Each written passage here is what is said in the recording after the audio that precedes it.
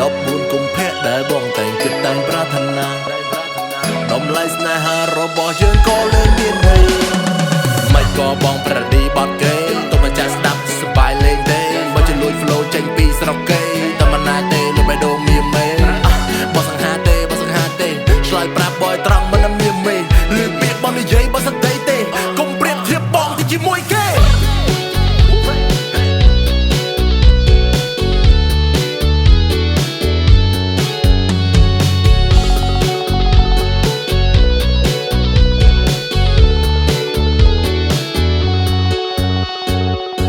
ខ្ញុំចង់សួរនាងថាតើខ្ញុំមិនមានរូបរាងសង្ហាទេ